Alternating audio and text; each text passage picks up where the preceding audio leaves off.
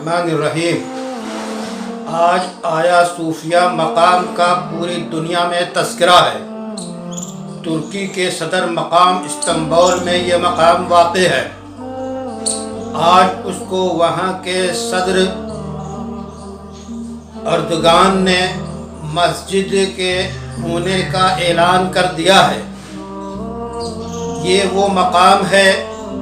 جس کو 1553 میں جہاں مسجد تعمیر کی گئی تھی اور اس وقت کے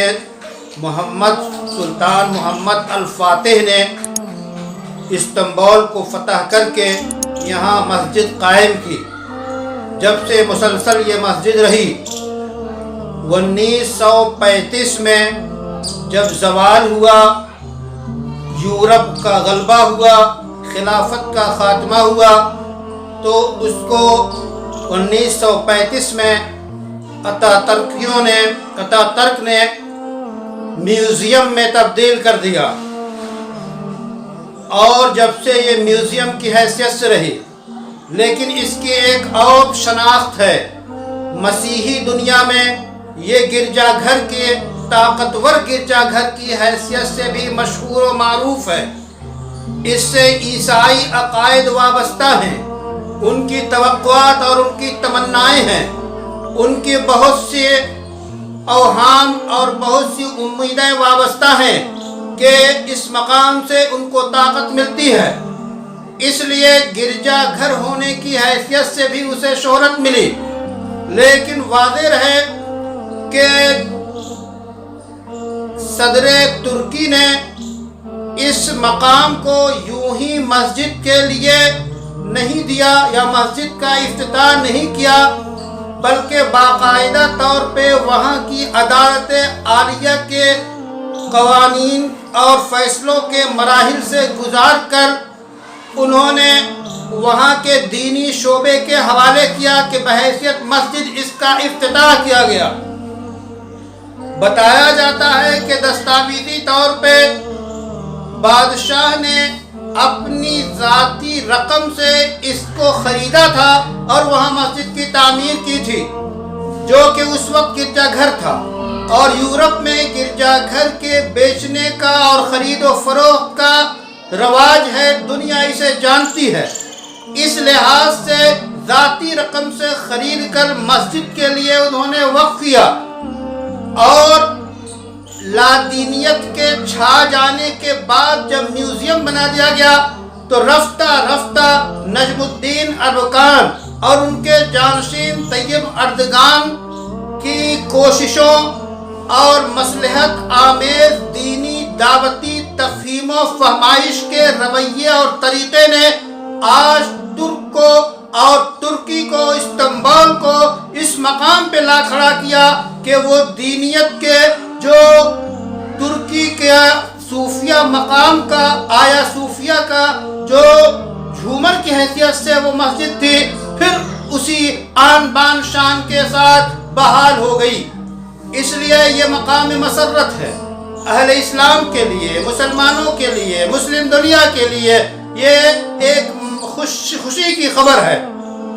اب اس موقع پر اگر کوئی مسلمان اس کے ساتھ یہ اضافہ کرتا ہے کہ ہم انشاءاللہ مسجد اقصی کو بھی اسی طرح فتح کریں گے، تو اس خواہش میں اور اس اظہار میں کوئی تأمل نہیں ہونا چاہیے، ایک نیک خواہش ہے۔ دنیا جانتی ہے کہ اسلامی فتوے اور اسلامی مطالبات کے مطابق مسجد اقصی کو ناپاک یہودیوں کے ہاتھوں سے واپس لینا ہر مسلمان پہ اس کی حیثیت سے فرض ہے۔ اس لیے اگر کسی مومن کی زبان پہ، باقوت مومن کی زبان پہ، کسی صدر کی زبان پہ، مسلم صدر کی زبان پہ اگر مسجد اقصی کی بازیابی آتی ہے تو 100 بار اس کو مبارک ہو، اور عالم اسلام کو اس کا ساتھ دینا چاہیے، اس کی قوت اور شوکت میں اضافہ کرنا چاہیے تاکہ یہ امر ممکن ہو سکے۔ وہیں جو یورپ آج اس خبر کو انتہائی بری نگاہ سے دیکھ رہا ہے، مذمت کر رہا ہے اور یہ کہہ رہا ہے کہ میوزیم کو اس طرح مسجد میں تبدیل نہیں کیا جانا چاہیے، یہ ثقافتی امور کے خلاف ہے، یہ یورپ جو پوری دنیا پہ ظلم ڈھائے ہوئے ہے، لاکھوں انسانوں کے قتل میں اس کے ہاتھ شریک ہیں، بے شمار مسلمان وہ برما سے لے کے اور مختلف دنیا کے حصوں میں جب ان پہ ظلم ہوتا ہے تو ان کی زبانیں گم ہو جاتی ہیں، بلکہ یہ اس میں شریک ہوتے ہیں۔ یہ دوہری بات، یہ دوہرا انصاف نہیں چاہیے، بلکہ انسانیت کی حیثیت سے جو آیا صوفیہ مسجد تھی، وقتی طور پہ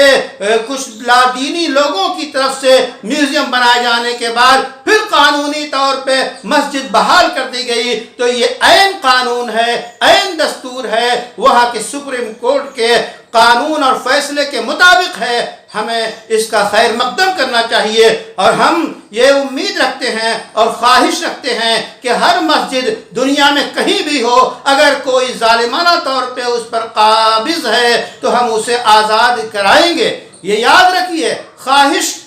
سب کی ہے، لیکن خواہش کے ساتھ جو شین میں شدت ہے، وہ شدت اور زور چاہیے۔ اس خواہش کی تکمیل کے لیے اللہ سے دعا ہے کہ ان تمام لوگوں کو بہترین بدلہ دے جو مسجد کی تعمیر میں، جو مسجد کی تدوین میں، جو مسجد کی ہر اعتبار سے آرائش میں اور مسجد کی بازیابی میں، اور مسجد